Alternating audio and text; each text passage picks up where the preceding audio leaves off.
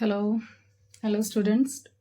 Today we will start a new chapter from the book Curiosity of Class 7, chapter number 6, Adolescence, a stage of growth and change. Adolescence अर्थात किशोरावस्था. जो आप अभी जिस दौर से गुजर रहे हो, you all are adolescents.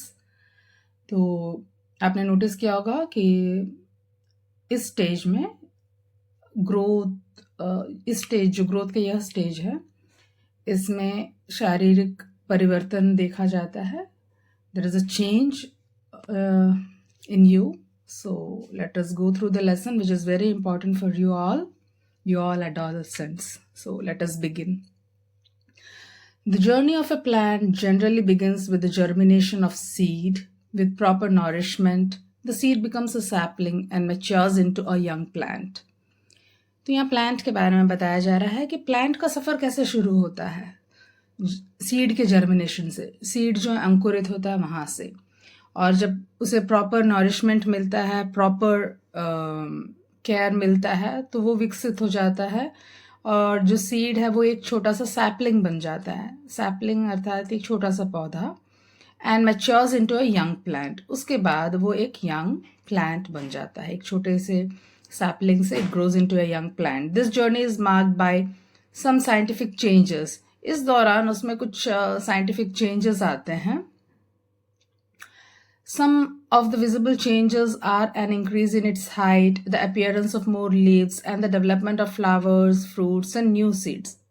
जो changes हमें नज़र आ रहे हैं उनमें क्या है? उनमें है पहला उसके हाइट आप देखते हो कि इंक्रीज हो रहा है प्लांट का. उसमें the appearance of more leaves में बहुत सारे पत्ते और आ जाते हैं, फ्लावर्स आ रहे हैं, फ्रूट्स आ रहे हैं, नए बीज आ रहे हैं. From these seeds new plants emerge. और फिर इन्हीं बीजों से नया प्लांट का फिर से विकास होता है, फिर से जन्म होता है. It is quite unlikely that a seedling will develop the capabilities to produce its own seeds immediately after germination. ऐसा तो बिल्कुल हो नहीं सकता है ना कि जो सीडलिंग है यानी जो छोटा सा अंकुर से निकला हुआ जो पौधा है वो तुरंत उसमें एक एबिलिटी हो कि वो बीज पैदा करने लगे. जैसे आप उसे बोए अगले दिन देख रहे हैं उसमें बीज आ गए. ऐसा बिल्कुल नहीं हो सकता. It needs to grow and reach maturity to become capable of producing seeds.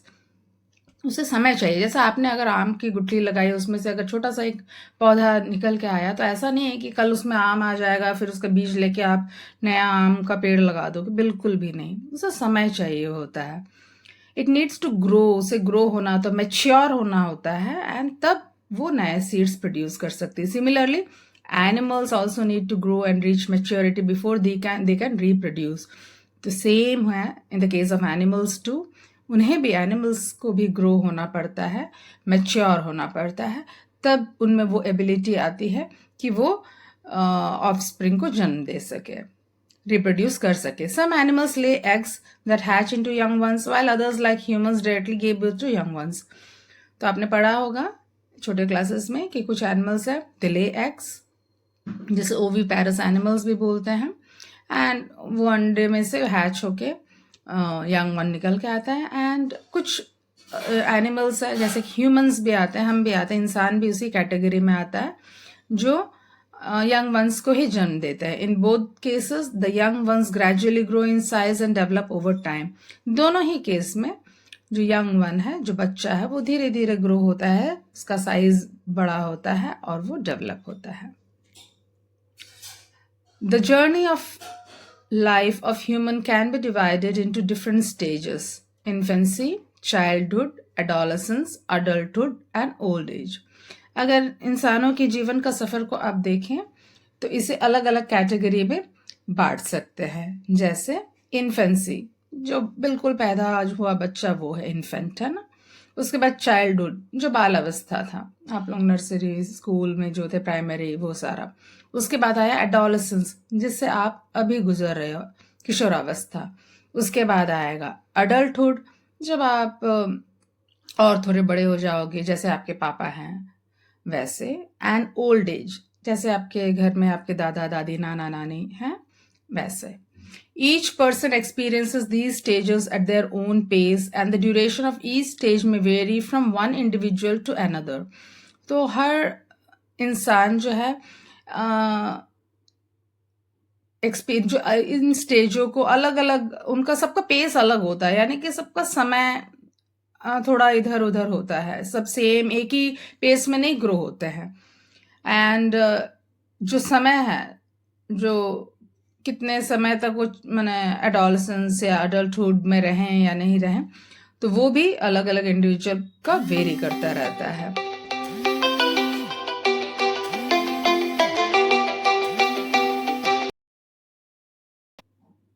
तो from infancy to adulthood our bodies undergo various changes. अब जो जन्म हुआ बच्चा, वहां से लेकर अडल्टहुड तक आते आते आपके शरीर में बहुत सारे चेंजेस आते हैं। Until around 10 to 12 years of age, most changes are related to height and weight. 10 से 12 साल तक होने तक आप देखेंगे कि ज्यादातर बच्चों में क्या चेंजेस आता है, उनके हाइट और वेट में ही चेंजेस आते हैं। After this other noticeable changes begin to occur, marking the onset of adolescence. And इसके बाद 10-12 साल के बाद किशोरावस्था जब शुरू होता है, तब आप देखेंगे कि कुछ अलग चेंजेस बॉडी में नजर आते हैं। This is a period of rapid growth and development, typically occurring between the ages 10 to 19। और इसके बाद देखेंगे ना, अचानक बहुत ज्यादा ही अचानक ग्रोथ नजर आएगा आपको, डेवलपमेंट नजर आएगा, है ना। कई बच्चों का हाइट उतना नहीं बढ़ रहा था, लेकिन जैसे किशोरावस्था में पहुंचेंगे देखेंगे अचानक उनका हाइट बढ़ गया, वेट बढ़ गया, ऐसा। एंड ये होता है 10 से 19 साल के बीच में। During adolescence the body prepares for adulthood. तो ये वो समय है जब आपका शरीर जो है अडल्टहुड के लिए, वयस्क होने के लिए, वयस्क अवस्था के लिए तैयार हो रहा है। Humans, like most other living beings, cannot reproduce immediately after their birth. जैसे ह्यूमंस भी, इंसान भी दूसरे जीवों की तरह तुरंत रिप्रोड्यूस नहीं कर सकते। जन्म लेते ही आप किसी को रिप्रोड्यूस नहीं कर सकते हो। Their bodies need to grow and reach a stage of maturity to be able to reproduce.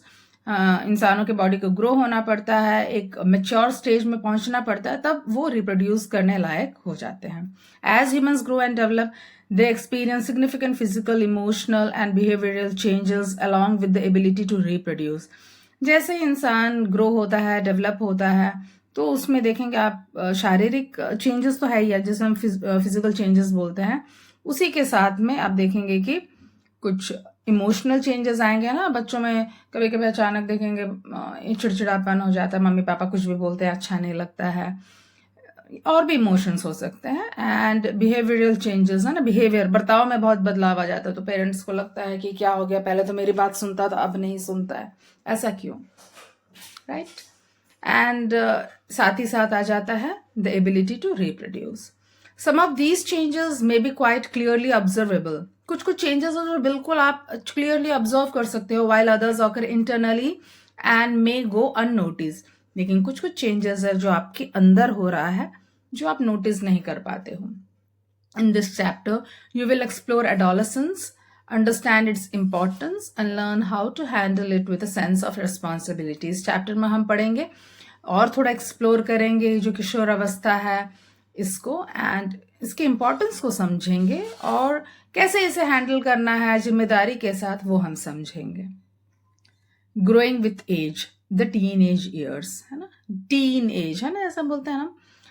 ऐसा तो 13 से शब्द मैंने नाम में टीन आता है। 13, 14, 15, 16, 17, 18, 19, ये सारे टीन एजेस है। During the summer vacation Venkatesh visited his grandparents. As he entered the house, his 12-year-old cousin Devyani came running to greet him. तो समर का वेकेशन था, वेंकटेश अपने ग्रैंड पेरेंट्स से मिलने उनके घर गया हुआ था, और तभी उसकी कजन जो 12 साल की थी, जिसका नाम देवयानी थी, वो दौड़ के आती है उसे ग्रीट करने के लिए। और वो क्या बोल रही है, Venkatesh you have a thin moustache now. बोलती वेंकटेश अरे तुम्हारे तो मूंछ आ गए हैं। Your voice has also change, तुम्हारा तो आवाज भी बदल गया है। और वेंकटेश ने क्या जवाब में कहा कि you have become so tall Devyani, तुम भी तो कितनी लंबी हो गई हो। Let us try to understand this interesting conversation between Venkatesh and Devyani. तो हम यहाँ समझने की कोशिश करेंगे दोनों के बीच में जो बातचीत हुई वो।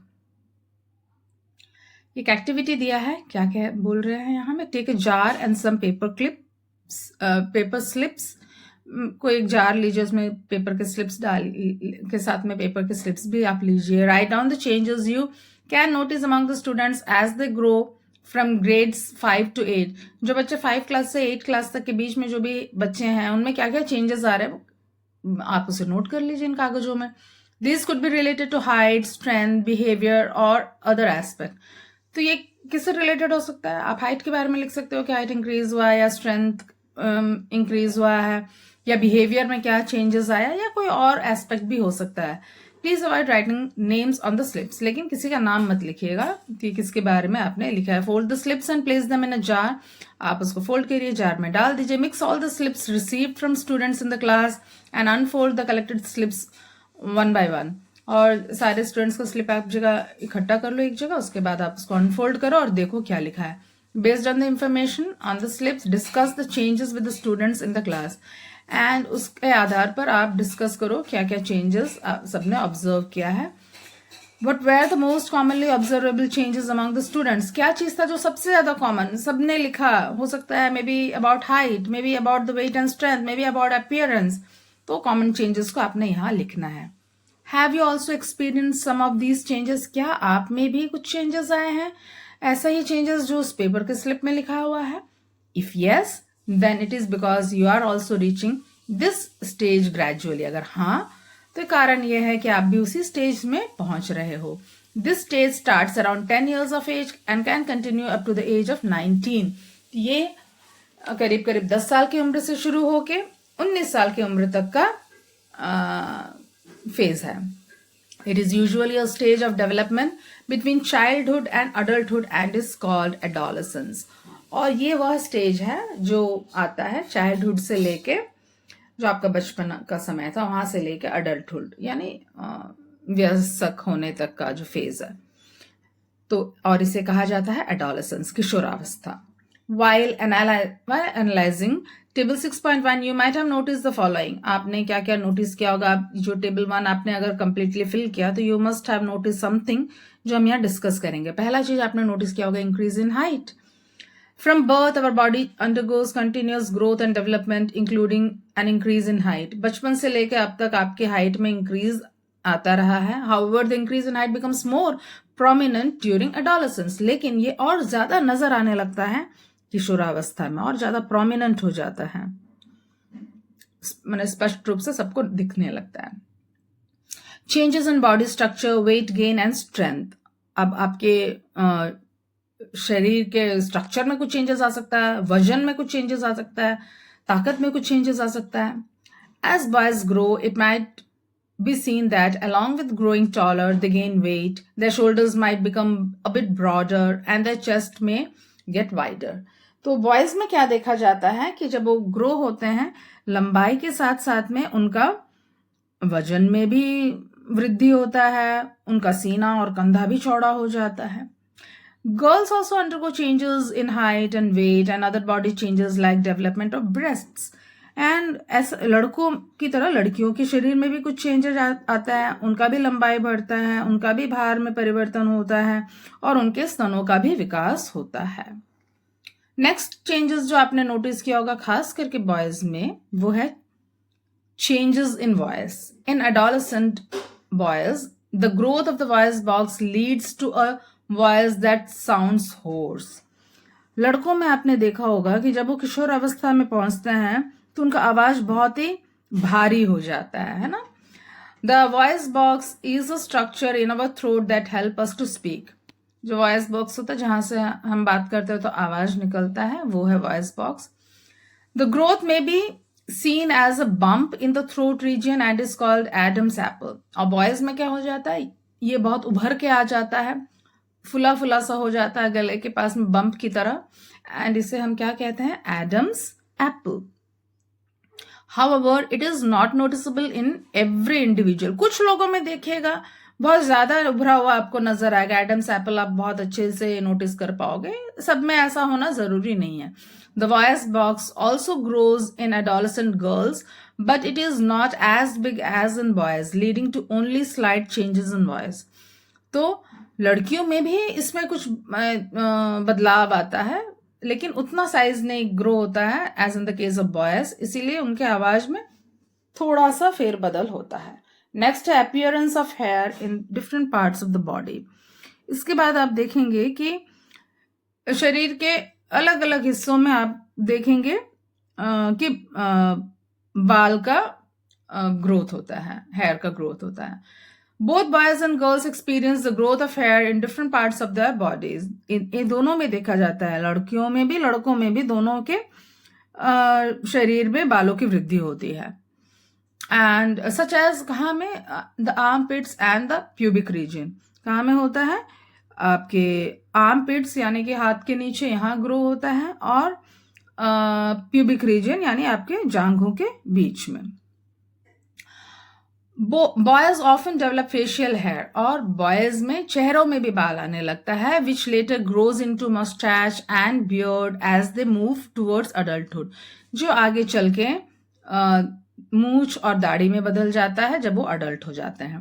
सम बॉयज में also develop chest hair and back hair, though few boys में have no significant hair growth. कुछ बॉयज में आपको चेस्ट में भी बाल नजर आएंगे, बैक में भी नजर आएंगे, लेकिन जरूरी नहीं है कि आपको ऐसे चेंजेस हर बॉय में नजर आए। A variation in and timing of appearance of the hair growth is completely normal. और देखेंगे कि कुछ लोगों में जल्दी मूछ आ जाता है, दाढ़ी आ जाता है, कुछ में समय लगता है, तो ये बिल्कुल नॉर्मल सी बात है। ऐसा नहीं कि हाय आपको वरी होने की जरूरत नहीं कि क्यों उसका मूछ आ गया, मेरा अब तक क्यों नहीं आया। तो ऐसे सबका अलग अलग समय होता है, तो इट्स क्वाइट नॉर्मल।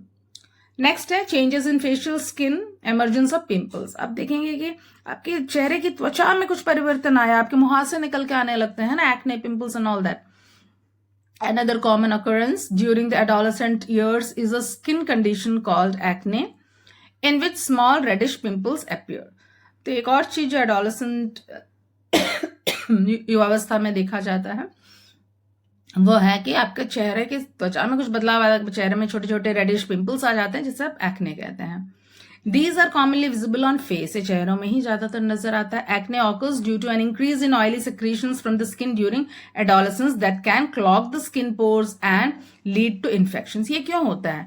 क्योंकि जब आप एडोलेसेंस में होते हैं, उस दौरान किशोरावस्था में आपका स्किन बहुत ज्यादा ऑयल सिक्रीट करता है, एंड आपकी जो स्किन में जो छोटे छोटे पोर्स होते हैं वो ब्लॉक हो जाता है, जिसके कारण स्किन में इन्फेक्शन भी हो जाता है, पिंपल्स आ जाता है। While acne is a condition, pimples are a manifestation of it. तो जो कंडीशन है उसको हम एक्ने बोलते हैं, और जो नजर आता है उसे हम पिंपल्स बोलते हैं, मुहासे जैसे बोलते हैं, ठीक है। Okay, next a key point to remember, whether it is a change in height, voice or facial hair, it is important to recognize that the timing, nature and extent of these changes vary among individuals. These variations are completely normal. जैसा अभी मैंने इससे पहले ही बताया कि height का बढ़ना, voice का चेंज होना, फेशियल हेयर आना यानी दाढ़ी मूछ वगैरह आना, ये सबका अलग अलग समय पे हो सकता है, एंड वेरी करता है, चेंज होता है। तो इसमें और ये ऐसा होना, ये वेरिएशन, ये चेंजेस होना बिल्कुल नॉर्मल है। Each person experience adolescence at his और हर ओन पेस, क्योंकि जैसे पहले स्टार्टिंग में ही बताया गया था, सबका अलग अलग, सब अपने रेट में बढ़ रहा है, सबका पेस अलग है, and its duration also varies from one person to another. और एक पर्सन और दूसरे पर्सन में इसका समय जो है, समय काल जो है, ये भी वेरी करता, भिन्न भिन्न होता है। तो इसमें कोई अचरज की बात नहीं है।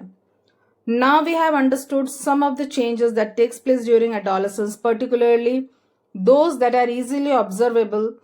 Some of these characteristic changes like change in voice, the growth of facial and chest hair in boys, the development of breasts in girls are not directly involved in the process of reproduction.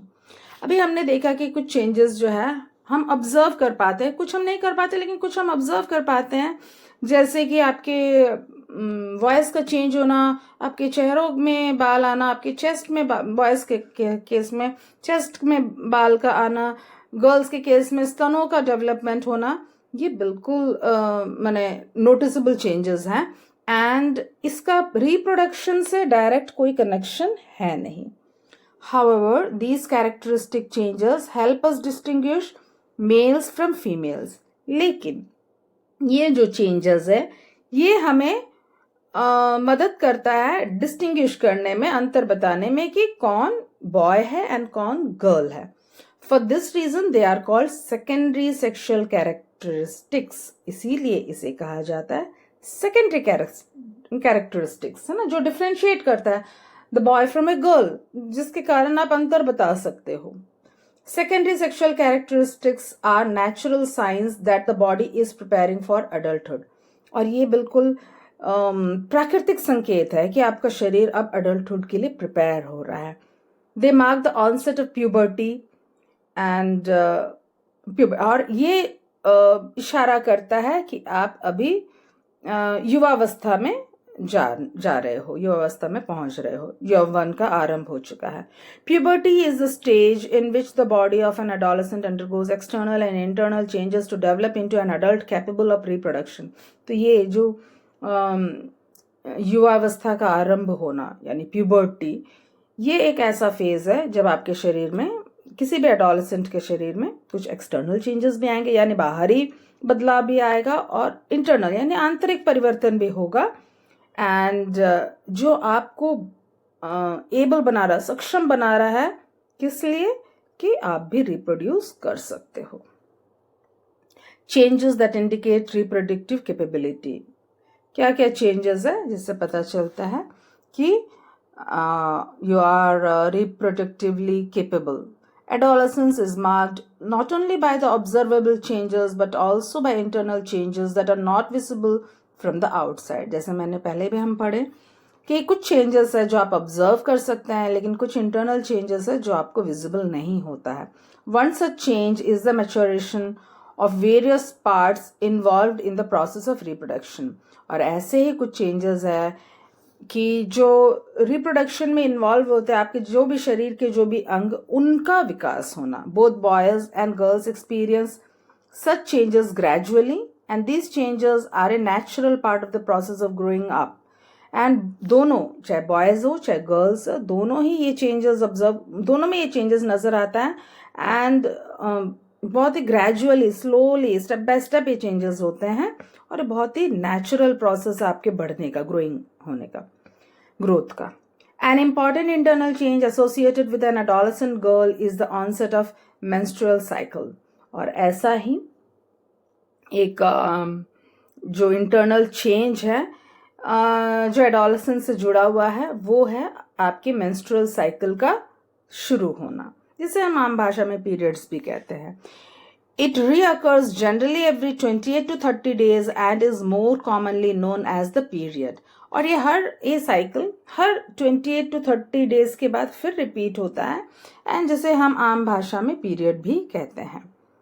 Many healthy girls have longer or shorter menstrual cycles ranging from 21 to 35 days.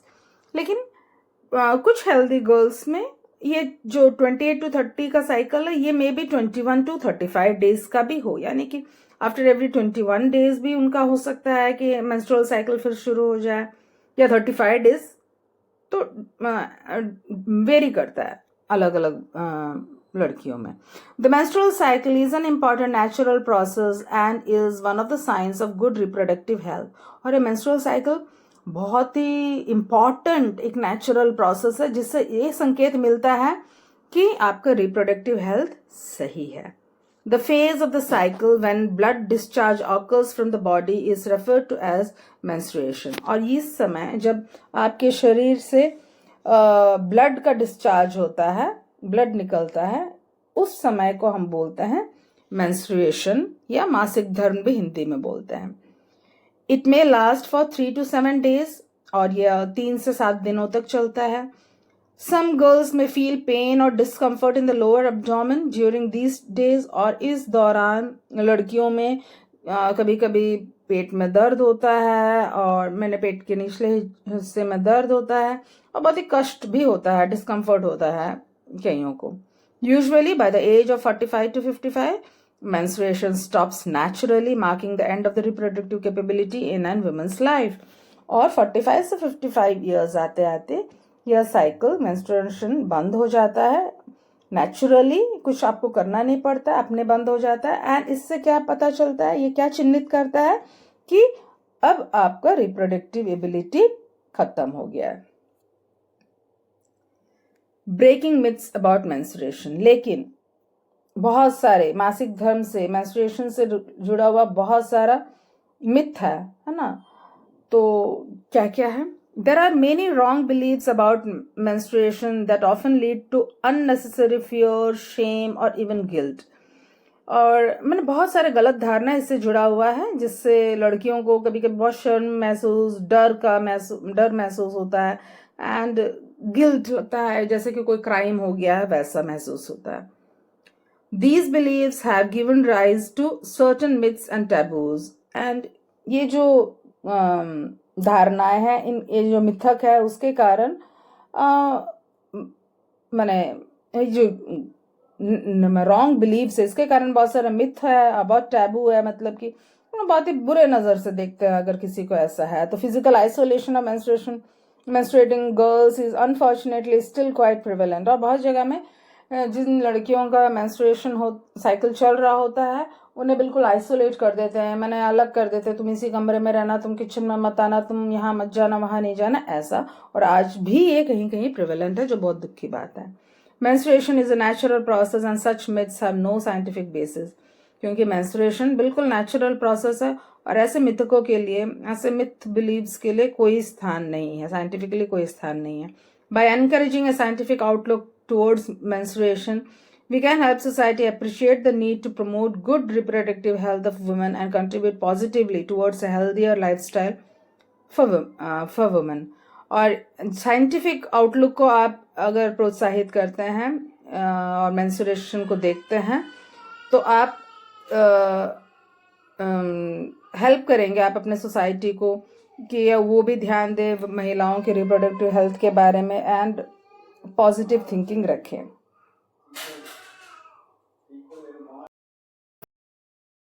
Physical changes or changes associated with reproductive capability, but also about emotional and behavioral changes. Let us discuss them. तो किशोर अवस्था ऐसा नहीं है कि केवल आपके जो physical changes बाहरी आप में चेंजेस नजर आ रहे हैं या केवल रिप्रोडक्टिव कैपेबिलिटी से ही ये जुड़ा है कि या you will be able to reproduce, नहीं, केवल उससे नहीं जुड़ा है, बल्कि इसमें कुछ इमोशनल चेंजेस आते हैं, बिहेवियर है ना, आपके स्वभाव में भी कुछ चेंजेस देखे जाते हैं। तो let us see emotional and behavioural changes. Take a moment to think if there are any changes in your emotions और बिहेवियर और that of your classmates and friends in the past 1 or 2 years। देखिए, थोड़ा देर आप सोचिए, कुछ समय लीजिए और सोचिए क्या आप में या आपके किसी फ्रेंड में हाल फिलहाल में कोई चेंजेस आया पिछले 1-2 साल में उनके स्वभाव में। दिस चेंजेस में भी एक्साइटिंग, कंफ्यूजिंग और बोथ। ऐसा चेंजेस हो सकता है कि थोड़ा एक्साइटिंग और रोमांचित कुछ हो या कंफ्यूज करने वाला हो या दोनों हो सकता है। Let us list some emotional changes in table 6.2 along with their probable effects on behavior and the way of positive growth and development। And यहाँ एक टेबल में हम देखेंगे कि क्या क्या चेंजेस आते हैं और क्या क्या डेवलपमेंट है। जैसे कि नंबर 1, मूड स्विंग्स।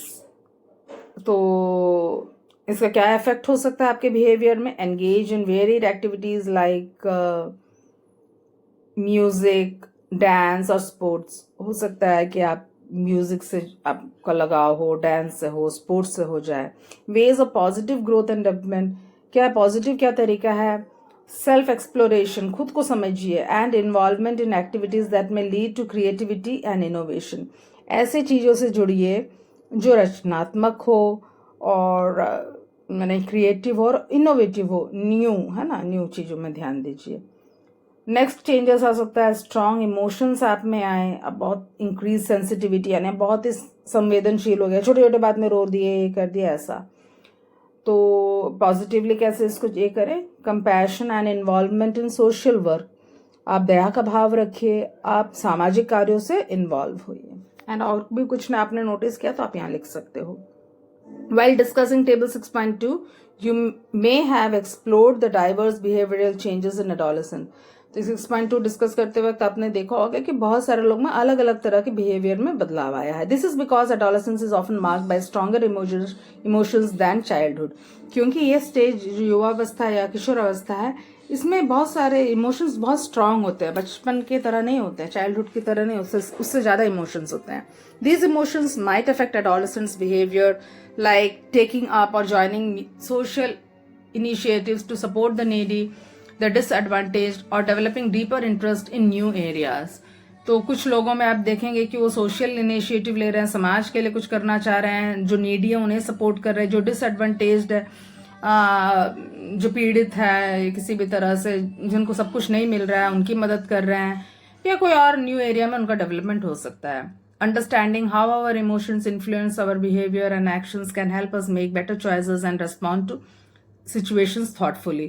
और अपने इमोशंस को समझिए, अपने बिहेवियर को समझिए, अपने एक्शंस को समझिए, तो उससे आपको सही चॉइस लेने में और किस तरह से रिस्पॉन्ड करना है किसी भी सिचुएशन में, क्या आपका प्रतिक्रिया होना चाहिए, ये आप अच्छे से कर पाएंगे.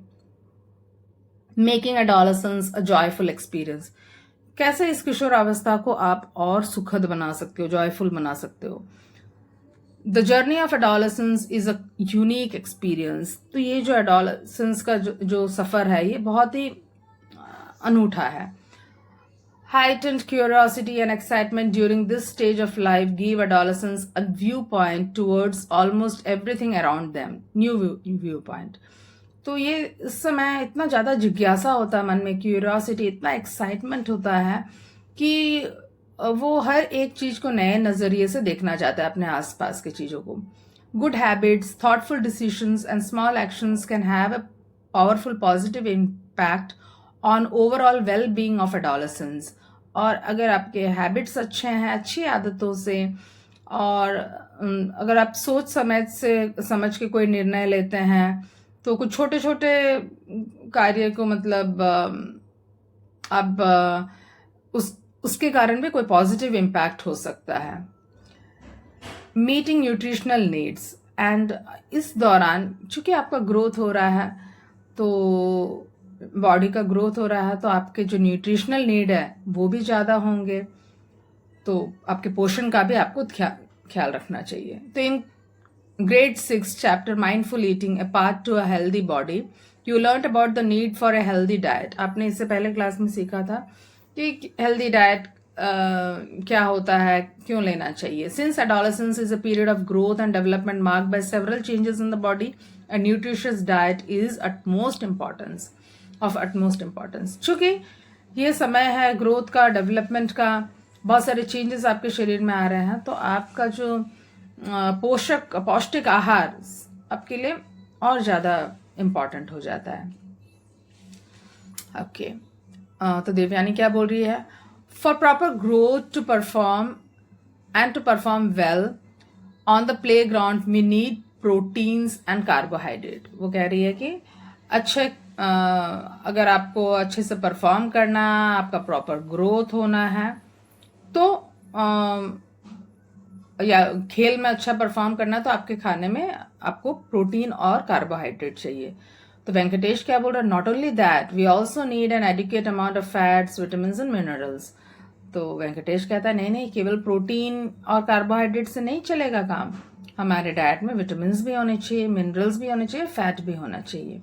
Based on the locally available foods, fill table 6.3 with the healthy food sources, nutrient present in them, and how these nutrients can help our body, help our growth and development. तो यहाँ कह रहे हैं कि एक टेबल है, अलग अलग सोर्स दिया, बताइए उसमें कौन कौन सा न्यूट्रिएंट अवेलेबल है एंड उसका क्या क्या फंक्शन है. जैसे मिलेट, मिल्क, कर्ड, चीज, पनीर, इन सब में कैल्शियम भी है, प्रोटीन है, फैट है. तो ये मदद करता है आपके बोन के ग्रोथ में, और आपको एनर्जी भी प्रोवाइड करता है. और फिर यहाँ बोला और कोई सोर्स आप जानते हैं, लिखिए जिसमें प्रोटीन या कुछ और कार्बोहाइड्रेट वगैरह अगर मिल रहा है, तो इससे क्या होगा, आपका ग्रोथ होगा, हाई गेन इन स्ट्रेंथ होगा, इंप्रूव लेवल्स ऑफ एनर्जी होगा, या और भी कुछ है तो आप लिखिए. स्पिनैच, किडनी बीन्स, इन सब में आयरन होता है, आपने जानते हैं. तो ये किस लिए इंपॉर्टेंट है? To help in the formation of blood. तो science and society, adolescence specially girls में sometimes suffer from blood related health problems because of a deficiency of iron और vitamin B12 in the body. जैसा हमने पढ़ा कि menstruation cycle के दौरान blood आपके शरीर से डिस्चार्ज होता है, तो लड़कियों में खास करके ब्लड रिलेटेड प्रॉब्लम्स हो जाता है, उनमें आयरन और विटामिन B12 का डेफिशिएंसी देखा जाता है। तो ऐसे कुछ हेल्थ प्रॉब्लम्स के बारे में आप जानिए, है ना, गर्ल्स में अक्सर एनीमिया देखा जाता है। नो ए साइंटिस्ट, एक साइंटिस्ट के बारे में हमने पढ़ते हैं हम यहाँ। डॉर्थी हॉटकिन was a brilliant scientist who studied the structure of vitamin B12। तो डॉर्थी जो साइंटिस्ट हैं उन्होंने बहुत ही होशियार साइंटिस्ट थे, B12 का जो स्ट्रक्चर है, कैसा उसका आकार है, उसके बारे में उन्होंने स्टडी किया। In 1964 she became the third women to win the Nobel prize in the field of chemistry. 1964 में तीसरी महिला बनी जिसे नोबेल प्राइज मिला है केमिस्ट्री के फील्ड में। Did you know that vitamin B12 is required for the proper functioning of human body? क्या आपको पता था कि विटामिन B12 बहुत ज़रूरी है आपके बॉडी के प्रॉपर फंक्शन के लिए? Like most vitamins, it cannot be made by the human body and has to be obtained from food we eat। ज़्यादातर सभी विटामिन की ही तरह यह भी हमारा शरीर बना नहीं सकता है एंड उसे फूड से ही ऑब्टेन करना पड़ता है। Discuss the sources of vitamin B12 with your teacher. Next है पर्सनल हाइजीन। साफ सफाई का बहुत ध्यान देना जरूरी है, पर्सनल हाइजीन का ध्यान देना बहुत जरूरी है। Besides nutrition, personal hygiene is also crucially important during adolescence. आप न्यूट्रिशन का ख्याल तो आप रख ही रहे हो कि ठीक है कैसा आपका भोजन होना चाहिए, लेकिन उसके साथ में है आपको व्यक्तिगत स्वच्छता का ध्यान देना।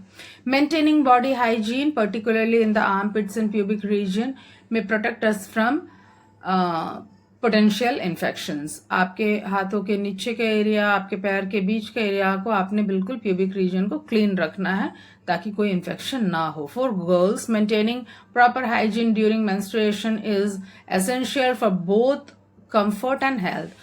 और गर्ल्स के लिए खास करके हाइजीन मेंटेन करना मेंस्ट्रुएशन साइकिल के दौरान और ज़्यादा ज़रूरी हो जाता है ताकि वो कंफर्टेबल रह सके, महसूस कर सके एंड हेल्दी भी रह सके। Menstrual hygiene can be maintained using items such as sanitary pads and reusable cloth pads designed for these purpose।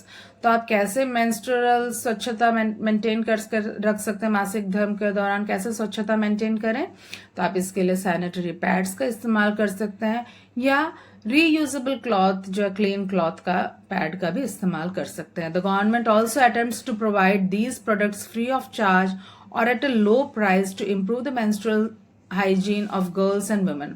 और सरकार अपने तरफ से फ्री में भी या कम दाम में मेंस्ट्रुअल हाइजीन मेंटेन करने के लिए प्रोडक्ट्स मुहैया कराती है। As a society we should all make efforts to ensure the availability of necessary facilities in school and public places to promote menstrual cycle. और एक समाज के तौर पे हम क्या कर सकते हैं, हम इंश्योर कर सकते हैं, हम इस बात का ख्याल रख सकते हैं कि ये सारे जो नेसेसरी चीजें हैं, ये या फैसिलिटीज जैसे toilet, clean bathroom and all that, ये सारे स्कूल्स में हो, सारे पब्लिक प्लेसेस में हो ताकि मेंस्ट्रुअल स्वच्छता बना के रखा जा सके। Collectively we should move forward reducing any stigma around sanitary pads and helping in menstrual hygiene. तो हमें चाहिए कि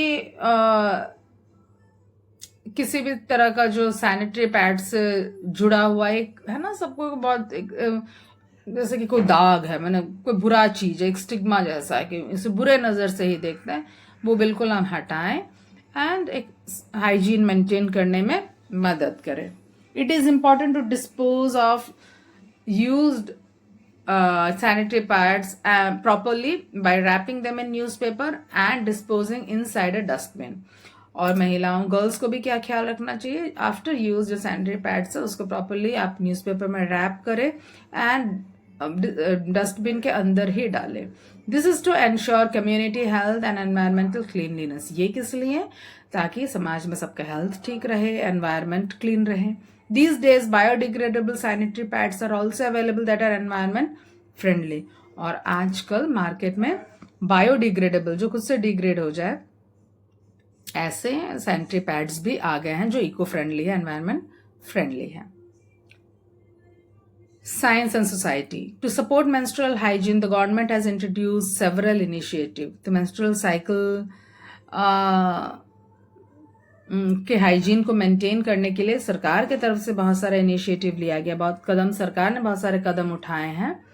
जैसे पहल की है, जैसे number 1, menstrual hygiene scheme MHS. Under this scheme by the government of India, sanitary pads are provided for free of charge और at reduce price to adolescent girls in rural area. तो गांव क्षेत्र में, ग्रामीण क्षेत्रों में फ्री में government के द्वारा सैनिटरी पैड्स या कम दाम में बांटा जाता है। Awareness programmes are also conducted to educate girls about menstrual hygiene and health.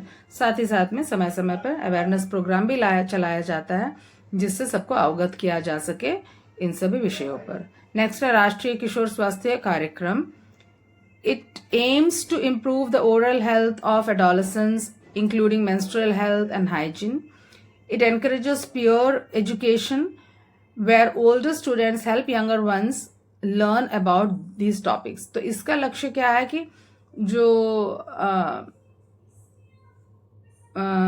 Seniors है, जो बच्चे बड़े हैं, वो अपने पियर्स को समझाएं, इसके बारे में बताएं। जो ओल्डर स्टूडेंट्स और नए स्टूडेंट्स को मेंस्ट्रुअल हाइजीन और मेंस्ट्रुअल हेल्थ के बारे में समझाएं। तीसरा है सुविधा sanitary pad napkin initiative. Under this initiative biodegradable sanitary pads are provided at affordable prices through Jan Aushadhi केंद्र। तो ये भी गवर्नमेंट की तरफ से जन औषधि केंद्र में बायोडिग्रेडेबल सैनिटरी पैड्स दिया जा रहा है, जो अफोर्डेबल प्राइसेस में मिल रहा है। The initiative aims to improve access to menstrual hygiene products for women and adolescent girls. तो इसका एम क्या है कि हर लड़की के, मैंने हर किशोर लड़कियों तक ये प्रोडक्ट पहुंच सके और उन्हें सही जानकारी मिल सके। State level initiative. तो स्टेट लेवल में भी हर एक राज्य के स्तर में भी कुछ कुछ इनिशिएटिव लिया गया है। जैसे कि various state governments have their own programmes. अलग अलग स्टेट गवर्नमेंट का अपना प्रोग्राम है। सच एज, जैसे यहाँ एक दिया गया है, Suchi scheme in Karnataka and free sanitary napkin schemes in states like Tamil Nadu and Odisha. तो सूची स्कीम है जो कर्नाटका में चलाया गया उनके सरकार के द्वारा, एंड तमिलनाडु और उड़ीसा के राज्य में निःशुल्क बिना पैसे के सैनिटरी नैपकिन्स बांटा जाता है। These programmes aims to distribute free sanitary pads in government school. तो इनका लक्ष्य क्या है, उद्देश्य क्या है कि विद्यालयों में, स्कूल्स में सैनिटरी पैड निःशुल्क बांटा जाए। नेक्स्ट है, जैसे हमने पढ़ा कि क्या क्या इस दौरान, एडोलेसेंस के दौरान क्या आपको ख्याल रखना चाहिए, अपने डाइट का ख्याल रखना चाहिए, अपने न्यूट्रिशन का। दूसरा हमने देखा अपने क्लीनलीनेस का, स्वच्छता का ध्यान रखना चाहिए। एंड तीसरा है फिजिकल एक्टिविटी भी बहुत जरूरी है। Regular exercise and physical activities are also very important during adolescence. Adolescence के दौरान आपको रेगुलरली एक्सरसाइज करनी चाहिए, फिजिकल एक्टिविटीज में लगे रहना चाहिए। डू यू एक्सरसाइज रेगुलरली और participate in games and sports? क्या आप रेगुलरली एक्सरसाइज करते हो या कोई स्पोर्ट्स या गेम में भाग लेते हो? What kinds of exercise do you do? अगर हाँ, तो किस तरह की एक्सरसाइज आप करते हो? These activities will help your body and mind fit and healthy. तो ये आपके बॉडी और माइंड को हेल्दी और फिट रखेगा। बिल्ड अप स्टेमिना, आपकी ताकत को बढ़ाएगा। एंड बूस्ट योर मूड, आपके मूड को भी अच्छा रखेगा। नेक्स्ट क्या है, बैलेंस सोशल लाइफ, है ना। सबसे इंटरेक्ट करना चाहिए, मिलते जुलते रहना चाहिए। ऐसा नहीं कि घर में बैठे हैं, मोबाइल के अंदर घुसे पड़े हैं, ऐसा नहीं। We all live in a society and interact with each other in our day to day life. हम एक समाज में रहते हैं, हम एक सामाजिक प्राणी है और हम एक दूसरे से इंटरेक्ट करते रहते हैं। We should all be polite and respectful towards each other. और हमें क्या ख्याल रखना चाहिए कि एक दूसरा का आदर करना चाहिए, है ना। बहुत ही नम्र रहना चाहिए, है ना, आदरपूर्ण तरीके से सबसे मिलना चाहिए। This helps create a favourable and safe environment. उससे क्या होगा, आपके लिए एक अनुकूल और एक सुरक्षित वातावरण तैयार होगा, है ना। अगर आप सबसे झगड़ा करते हैं तो आपको हमेशा आप सेफ नहीं महसूस करोगे. Since adolescence is a stage of life marked by new experiences and emotions, we must be thoughtful and responsible while interacting with others, whether in person or through social media. चूंकि जो किशोर अवस्था है ना, एक ऐसा अवस्था है जिसमें आपके इमोशंस में बहुत बदलाव आते हैं, तो आपको हमेशा सोच समझ के कोई भी बात करना चाहिए, रिस्पॉन्सिबिलिटी के साथ में.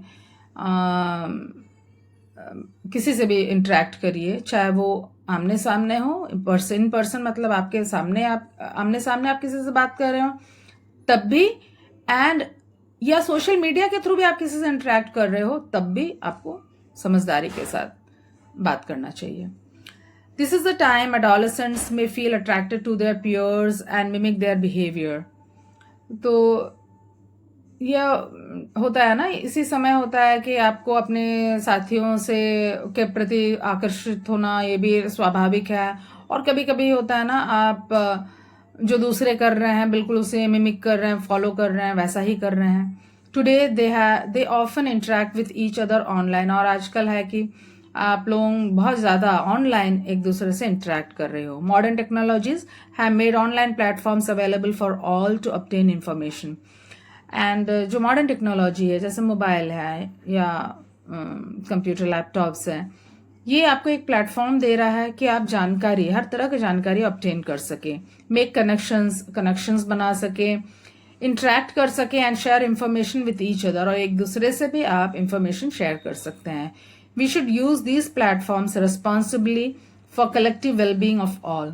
और जब भी आप इस तरह का प्लेटफॉर्म का इस्तेमाल करें तो सोच समझ के करें, है ना, एंड ताकि ये सबके लिए अच्छा हो, समाज के लिए अच्छा हो. समटाइम्स, कभी कभार, वी नोइंगली और unknowingly use social media platforms carelessly. कभी कभार जानबूझकर या अनजाने में आप सोशल मीडिया का गलत इस्तेमाल कर लेते हो, केयरलेसली इस्तेमाल कर लेते हो, बिना सावधानी के. Seeking guidance from elders and teachers can help use these platforms positively. और अगर आप बड़ों से या अपने टीचर से उनका मार्गदर्शन लोगे और इस प्लेटफॉर्म का इस्तेमाल करोगे तो ये पॉजिटिव होगा, है ना, ये सकारात्मक उपयोग होगा. नेक्स्ट है science and society. Cyber bullying involves the use of digital devices such as phones, computers, or online platforms to harass others by sending misleading messages, spreading false rumors, और sharing personal information without consent. लेकिन आज तो समाज में क्या हो रहा है, आप सुनते होंगे, साइबर बुलिंग हो रहा है ना, साइबर उत्पीड़न हो रहा है. कैसे? आप कोई गलत संदेश भेज रहे हैं, आप झूठा अफवाह फैला रहे हैं, या बिना उसके मैंने अगले के अनुमति के आपने कोई जानकारी उसका साझा कर दिया, सबके साथ में शेयर कर दिया. अगला को पसंद नहीं था होगा कि मेरा ये इंफॉर्मेशन किसी के साथ शेयर हो, और आपने कर दिया. However, if someone tries to bully you, it is important not to feel scared or helpless. और इसी तरह अगर आपको कोई बुली कर रहा है, आपको कोई ऑनलाइन परेशान कर रहा है, तो आपको भी डरने की ज़रूरत नहीं है. आप ये मत सोचो कि मैं अब क्या करूँ, हेल्पलेस, असहाय फील करने की ज़रूरत नहीं है. Rather handle it wisely and seek help from parents and teachers.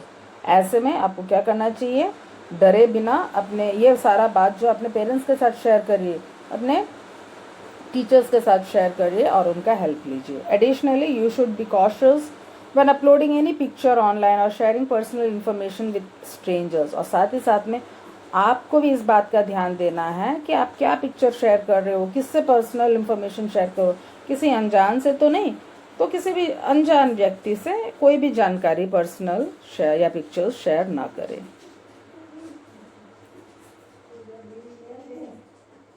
तो आगे बढ़ते हैं नेक्स्ट टॉपिक की ओर. Avoiding harmful substances, learn to say no.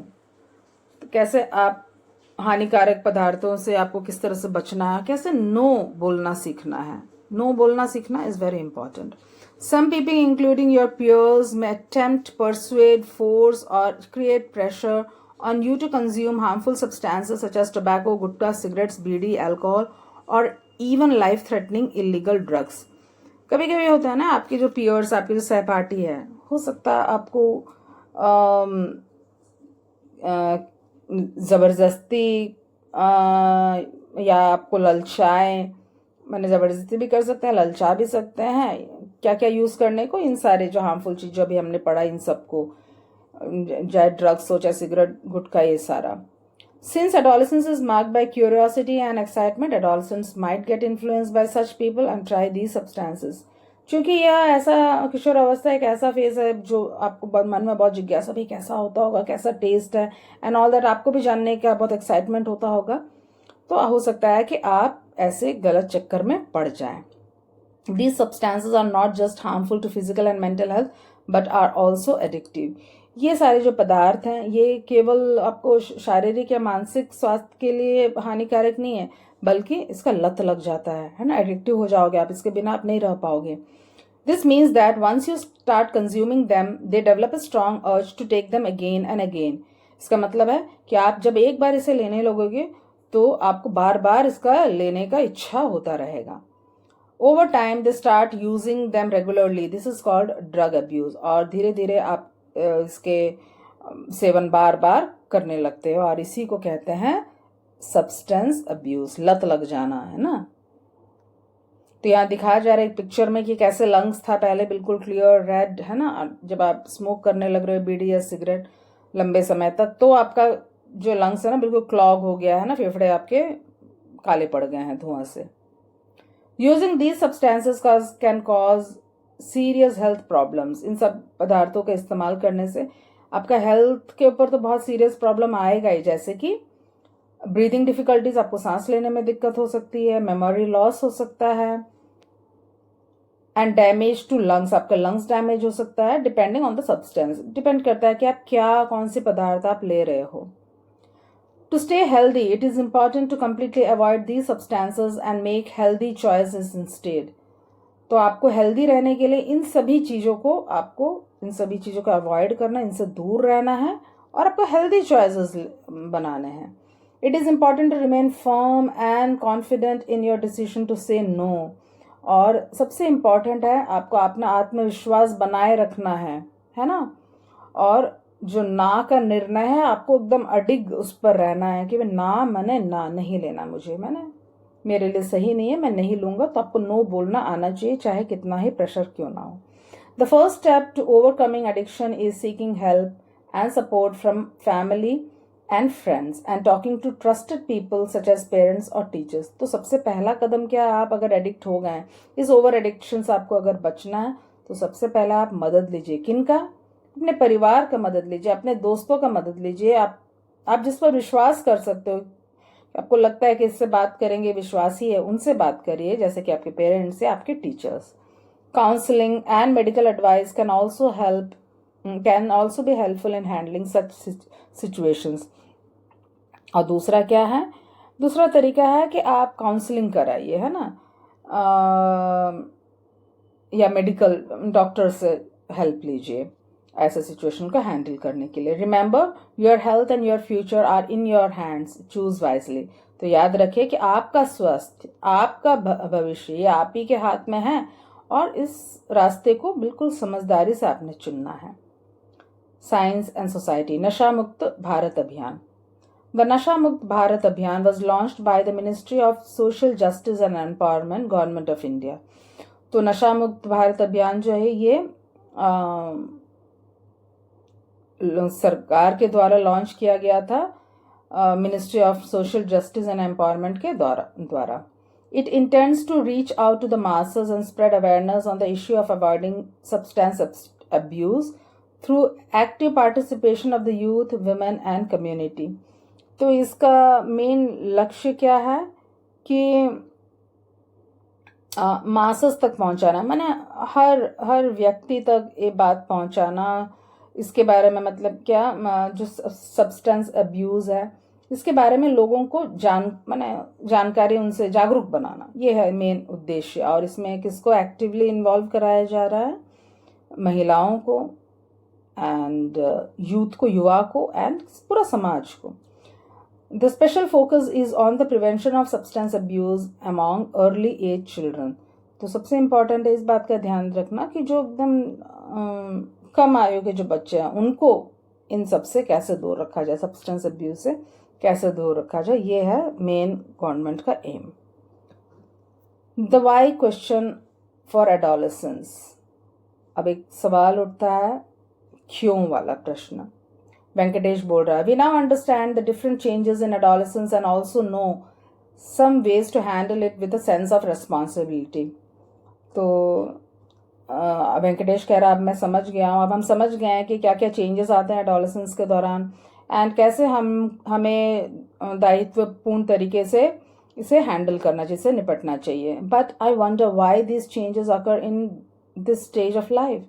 लेकिन अब देवयानी बोल रही है कि लेकिन ये मुझे आश्चर्य हो रहा है कि ये चेंजेस इसी समय में क्यों आ रहा है, कैसे हो रहा है। तो many changes in adolescence, including menstruation and other signs of puberty, are mainly due to hormones, certain chemicals produced in our bodies.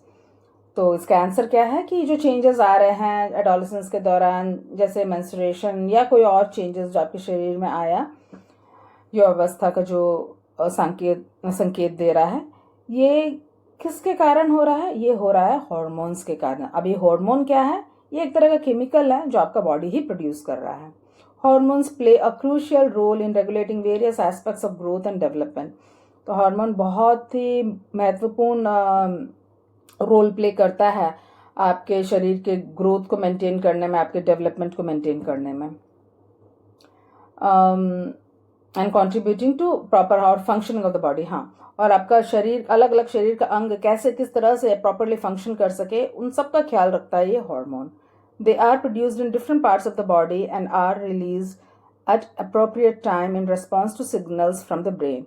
और ये हार्मोन्स आप आगे पढ़ोगे कि आपका शरीर के अलग अलग हिस्से में प्रोड्यूस होता है जब ज़रूरत पड़ता है, तब जब आपका ब्रेन सिग्नल देता है तब।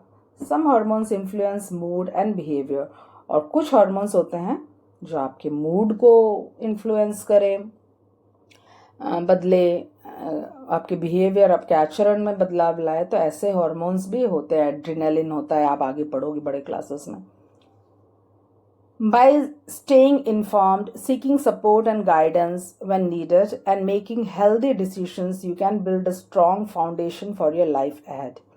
और अगर आप इन्फॉर्म्ड हैं, यानी आपको सब चीज़ की जानकारी, आप जागरूक हैं, एंड अगर आप दूसरों से सहायता जब ज़रूरत पड़े, अगर दूसरों का हेल्प लेते हो, गाइडेंस लेते हो जब ज़रूरत हो, एंड हेल्दी डिसीशंस अगर आप लेते हो, तो आपका जो फाउंडेशन, आपका नींव जो है, ये बिल्कुल मजबूत रहेगा, जिसके कारण आपका जीवन जो है वह आगे सफ़र जीवन का बहुत ही सही रहेगा।